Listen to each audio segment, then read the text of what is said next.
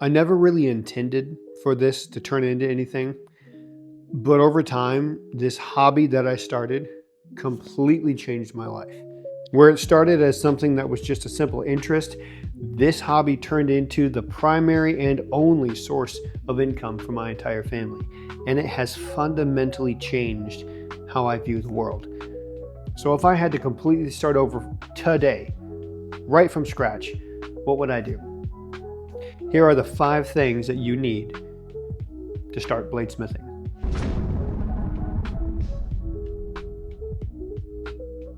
Now, a worthy question is, why would you need to listen to me? After all, if you go on YouTube and you scroll, you will find a wide number of different videos that will help you to get started on bladesmithing. One that I would actually recommend is Jason Knight's video. He's a master smith, and I love his video on this because it tells you down-to-earth, grounded elements of getting started. The reason why I think you should also watch my video is because of where it started from. My family had no history in bladesmithing. My family had very little history in actually making things with our hands, but it was something that I had always found interesting.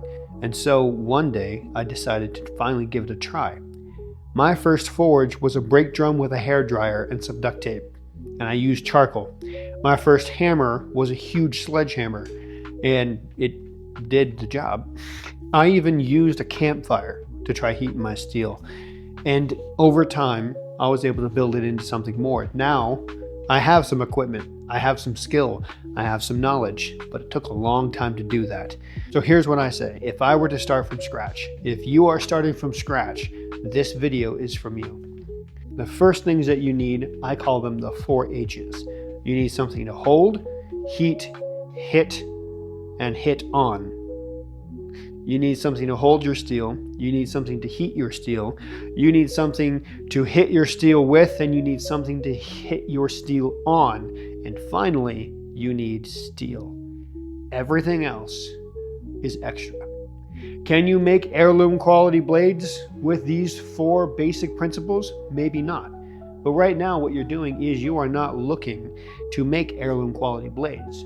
You are looking to start a craft. So let's talk about them. The first one, you need something to heat the steel. You need a forge, a heat source of some sort. There's 2 basic ideas. The first one is coal. Coal is a wonderful way to start, but it can be difficult to learn how to do it.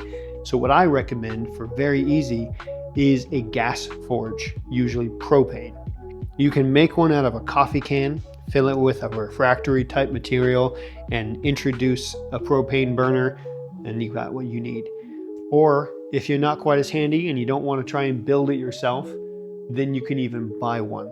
That would be a wonderful way to just hit the ground running, not needing to worry about any of the extra technicalities. But if you are handy, give it a shot.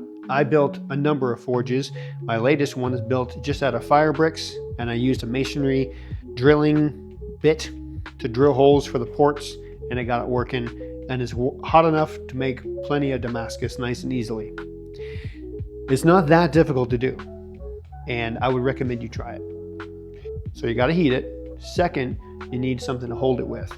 You need a good pair of tongs. Now, if you ask a blacksmith or a bladesmith, they might say just make your own set of tongs. But honestly, we're not there yet. We're just getting started. So don't worry. It's okay to buy what you need. Now, you can very easily go onto something like Facebook Marketplace and find a host of different people who have old tools kicking around that they never used before. So with each one of these things, I would recommend you reach out to the community and see if anyone either has them for sale, trade, or if they're just looking to get rid of it. It's a great way to find a lot of tools. If you have very simple tools, it would work, but the problem is it's going to make your life much more difficult. If you have the ability to buy something to hold your steel with, a good set of blacksmithing tongs, that would set you up way easier because you're using the right tool for the job, and it fine-tunes your experience of getting started. I recommend it. That being said, if your budget allows for you to buy some tools, then I have some recommendations down in the description below. It's actually an affiliate link, so if you buy it, then I get a little kick for it, and I appreciate it. And these are tools that I know because I've used them. An example is the smithing hammer that I have linked. I've used it for years. It is beat up, and it is not the perfect smithing hammer, but you know what? It does really, really well. And I'm pretty sure these are the ones that they were using on Forged in Fire when I was there. It's absolutely going to get you what you need. Let's move on to the third one, something to hit the steel with, the hammers. A blacksmith hammer is about 2.5 pounds for a really good starting hammer. You don't need a 4-pound sledge, because the tough construction guys that want to tell you, that's fine, let them tell you. But I recommend a 2.5 pound smithing hammer, because that will help you have control and power. If you have a 2.5 pound hammer, it's more controllable and is a lot easier.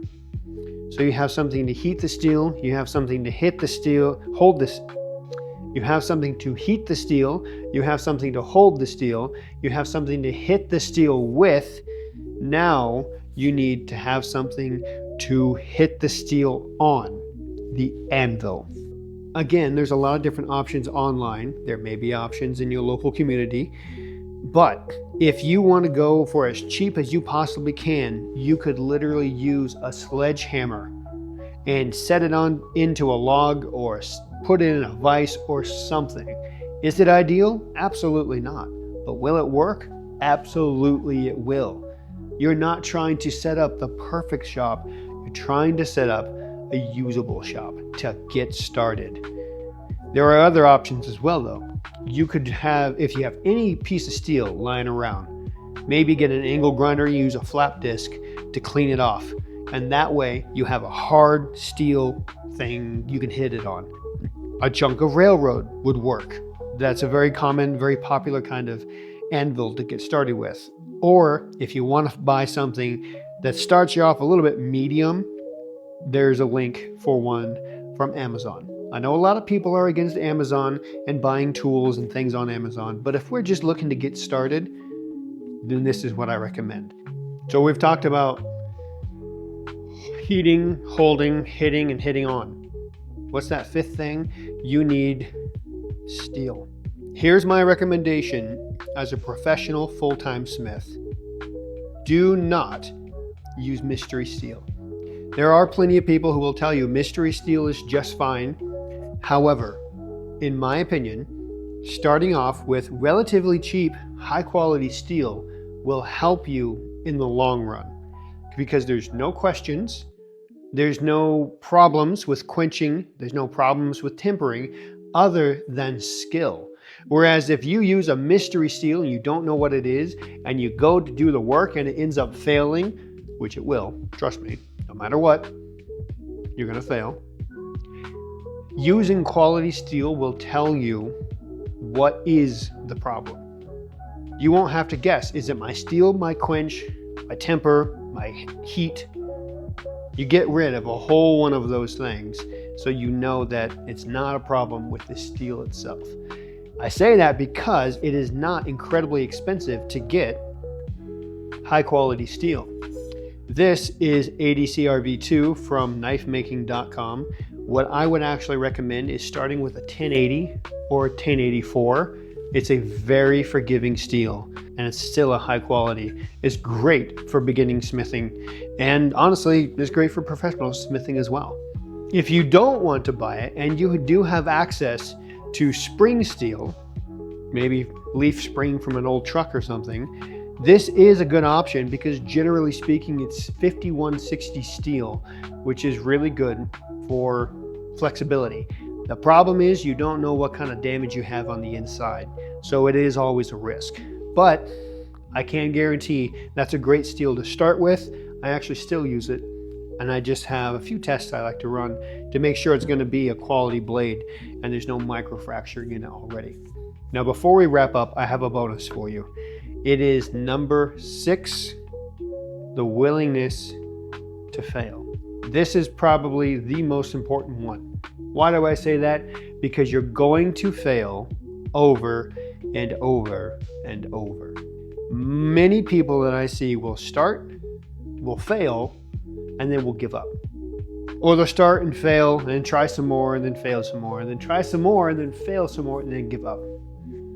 If I had done that, if I had approached this whole thing with that mentality, I promise you, none of this would have been here. Because I have failed so many times throughout this process of learning how to become a smith.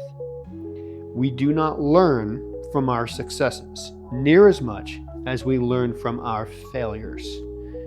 And I don't want to sound overly artsy, but the truth is, we will learn only if we're willing to fail, because it's going to happen. Do it for the love of the craft and focus on that.